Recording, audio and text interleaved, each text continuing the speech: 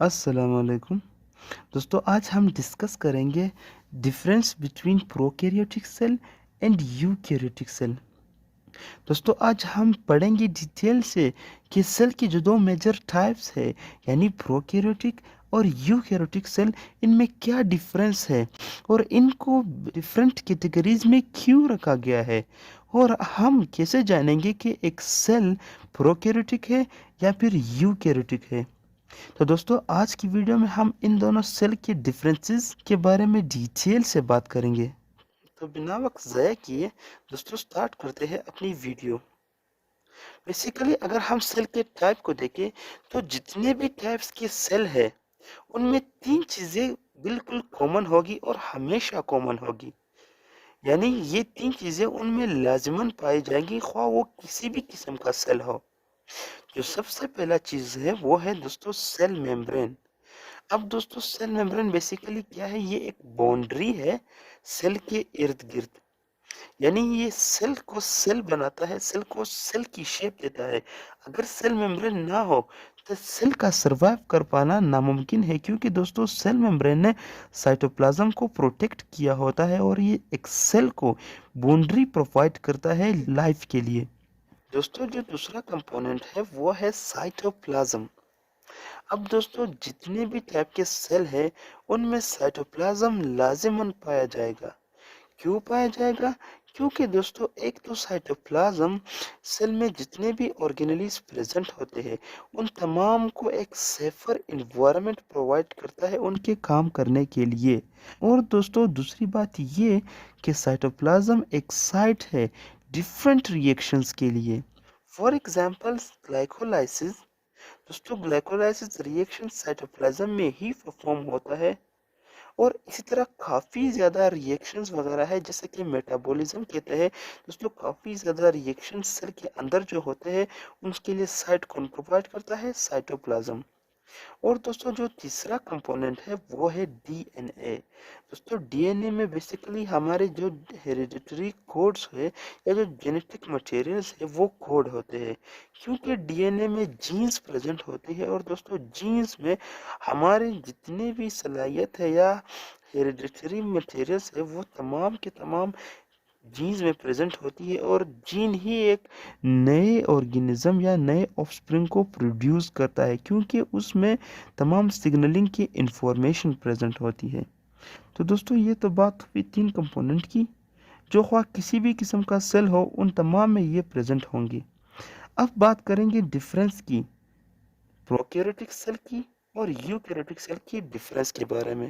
पहले बात हम करेंगे प्रोकैरियोटिक सेल की। दोस्तों अगर हम प्रोकैरियोटिक सेल को देखें तो बेसिकली प्रोकैरियोटिक सेल खुद को एक्सप्लेन कर रहा है, खुद को डिफाइन कर रहा है। कैसे? दोस्तों बेसिकली जो प्रोकैरियोटिक वर्ड है वो दो अल्फाज से मिलकर बना है। सबसे पहला है प्रो। प्रो से मुराद बिफोर या पहले। और जो दूसरा कैरियोट है ये बेसिकली कैरियोन से निकला है जिसके मुराद न्यूक्लियस के है।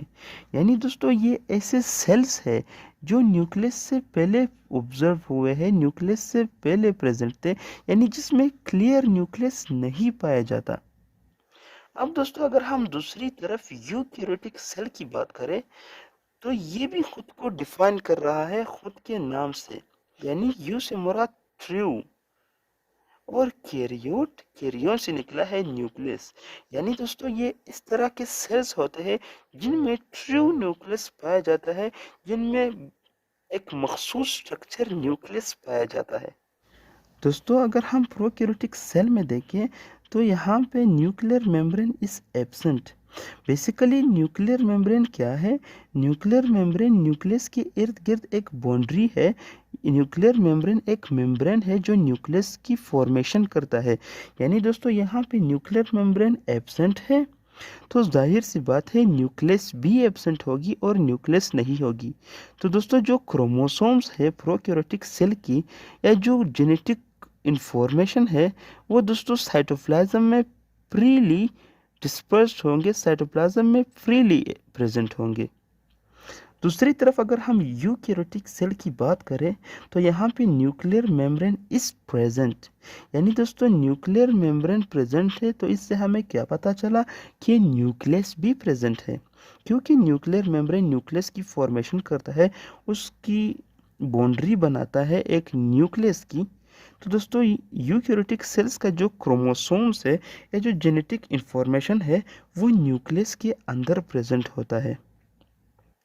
दोस्तों अगर हम मज़ीद बात करें प्रोकैरियोटिक सेल की तो न्यूक्लियोलस इज एब्सेंट। दोस्तों न्यूक्लियोलस बेसिकली एक डार्क रीजन है न्यूक्लियस के अंदर, और ये हमने डिटेल से जाना न्यूक्लियस वाली वीडियो में। अगर आपने वो न्यूक्लियस वाली वीडियो नहीं देखी तो आप वो देख ले और उससे आपको आइडिया हो जाएगा कि बेसिकली न्यूक्लियोलस कैसे स्ट्रक्चर होते हैं। दोस्तों अगर हम दूसरी तरफ यूकैरियोटिक सेल की बात करें तो न्यूक्लियोलस इज प्रेजेंट, यानी दोस्तों यहाँ पे न्यूक्लियोलस प्रेजेंट होते हैं, जो कि बेसिकली एक फैक्ट्री है राइबोसोम्स फॉर्मेशन के लिए। दोस्तों मज़ीद अगर हम प्रोकैरियोटिक सेल में देखिए तो most membranous organelles are absent, यानी दोस्तों प्रोकैरियोटिक सेल में ज़्यादातर जो मेम्ब्रेनस ऑर्गेनेलिज होते हैं, ऐसे ऑर्गेनेलिज जिनके ऊपर मेम्ब्रेन का होल होता है या मेम्ब्रेन कवर्ड होता है, मोस्टली वो ऑर्गेनेलिज एब्सेंट होती है, जैसे कि एंडोप्लाज्मिक रेटिकुलम, जैसे कि माइटोकॉन्ड्रिया, जैसे कि गोल्जी बॉडीज़। और अगर हम दूसरी तरफ देखें तो बेसिकली दोस्तों यहाँ पे सिंगल और यहाँ तक कि कुछ ऑर्गेनेलिज है जिनके डबल मेम्ब्रेन भी है, वो तमाम के तमाम ऑर्गेनेलिज प्रेजेंट है, जैसे दोस्तों एंडोप्लाज्मिक रेटिकुलम। और अगर हम डबल मेम्ब्रेनस ऑर्गेनेलिज की बात करें तो इसकी मिसाल माइटोकॉन्ड्रिया के है, यानी दोस्तों इनमें ट्रू ऑर्गेनेलिज प्रेजेंट है जो एक ट्रू मेम्ब्रेन रखते हैं। अगर हम मज़ीद देखें प्रोकैरियोटिक सेल को तो दोस्तों प्रोकैरियोटिक सेल का जो राइबोसोम है वो बेसिकली 70S के है, और अगर हम यूकैरियोटिक सेल की बात करें तो इनमें राइबोसोम्स 80S के हैं। दोस्तों अगर हम मज़ीद बात करें प्रोकैरियोटिक सेल की तो इनमें क्रोमोसोम्स कंटेन सिंगल डीएनए, यानी इनके क्रोमोसोम में सिंगल डीएनए होती है और ये सर्कुलर फॉर्म में होते हैं। और अगर हम यूकैरियोटिक सेल की बात करें तो इनमें जो क्रोमोसोम्स है वो उनमें डीएनए भी प्रेजेंट होगा, उनमें कुछ आरएनए भी प्रेजेंट होगा और लिटिल अमाउंट में प्रोटीन्स भी प्रेजेंट होंगी, और दोस्तों ये दो लीनियर फॉर्म में होंगी। इस तरह दोस्तों अगर हम सेल वॉल की बात करें तो जो प्रोकैरियोटिक सेल का सेल वॉल है वो बेसिकली म्यूरिन और पेप्टाइडोग्लाइकेन्स होते हैं, यानी दोस्तों पॉलीसेकेराइड और अमीनो एसिड आपस में बॉन्ड और अटैचमेंट बनाते हैं, जो बेसिकली क्या करते हैं म्यूरिन और पेप्टाइडोग्लाइकेन की फॉर्मेशन करते हैं। दूसरी तरफ अगर हम यूकैरियोटिक के सेल वॉल को देखें तो वो बेसिकली सेलुलोज और काइटिन वगैरह से मिलकर बने होते हैं। दोस्तों अगर हम प्रोकैरियोटिक सेल की बात करें तो इनमें मीसोसोम प्रेजेंट होता है।